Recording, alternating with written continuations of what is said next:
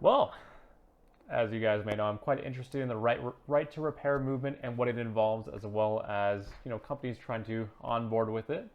And I'd say it's been quite an interesting development this past week with several companies getting on board with the concept, as well as others doing their usual shenanigans. So let's dive right into that and see what's going on this week in that part of right to repair.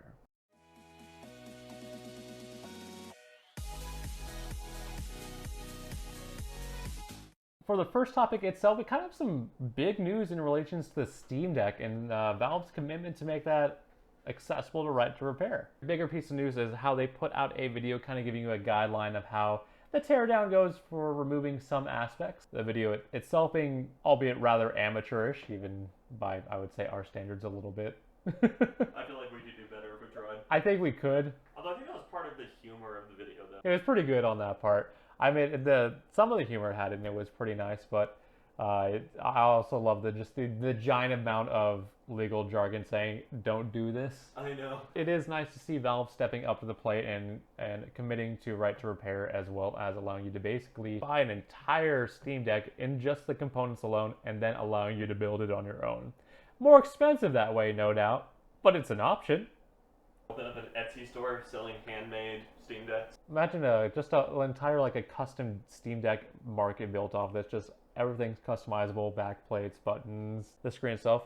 One fascinating part about the video is in terms of the aspects besides the giant "do not do this." I mean, it's fairly well laid out on that front. There are some minor continuity errors, but I gotta give credit where credit's to due. Big tops to Valve on that part. Neat.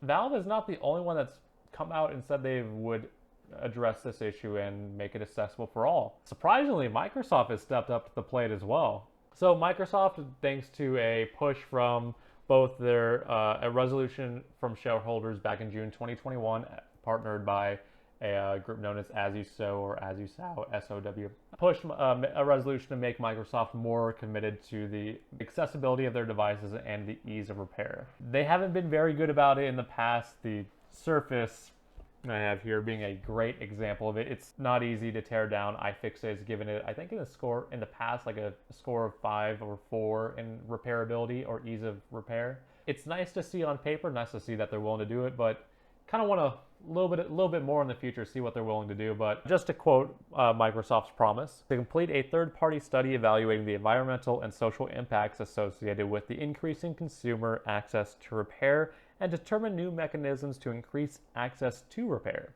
including for the Surface devices and Xbox consoles, expand the availability of certain parts and repair documents beyond Microsoft authorized service provider network, and initiate new mechanisms to enable and facilitate local repair options for consumers. Good steps there. I'll give it a year or two before we really see what happens on that part, though. And as for the final one, as we know with the release of Apple's iPhone 13, there's been some controversy about its repairability, to put lightly. For example, it sucks. It just works. For example, needing 4 different screw bits to be able to remove and replace the battery. But even if you replace, say, the sensor strip from your screen to your phone for given things that's used for Face ID, for example, or to auto brightness. If you just replace that, even from a genuine iPhone, those features will be disabled. One of the great videos that you see about it that I've watched is Hugh Jeffrey's video. It has like 3 million views right now. It's really, really in-depth how it all works out, as well as just great video work overall for him. I like it. But it's one of those things like everybody else is starting to make that commitment, and of course Apple's, well, being Apple. That kind of sucks because with like the 11 series of iPhones, it looked like they were heading in the right direction. The 11s were solid. They were easier to repair on that front, and now Apple is just committed to being Apple. Do you think they'll ever make a device that's just pure sealed, you can't open it up? No, because they want to open it up themselves to an extent. Nah, they'll just make you buy another one. Fuck Apple. Fuck Apple. In conclusion, fuck Apple. Apple product. We say who uses Apple products, but you know, almost all the devices in the Apple iceberg video came from one of our crew members. Sean, this is actually an intervention. I'm sorry. Just work. That kind of recaps it on the news this time around, right to repair. Definitely big strides made, more verbal commitments on some companies' parts, but we'll give it a time to see on that part. What do you think about these companies? Do you like how the direction it's moving when it comes to most of the industry? Feel free to leave a comment down below.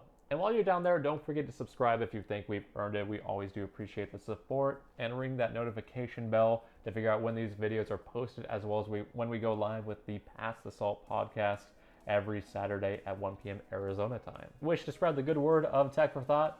We do have two places to do so. Twitter at tech_4, the number 4_thought, and at Instagram at tech_4, spelled FOR_thoughts. Appreciate you guys watching the video, and we'll see you next time.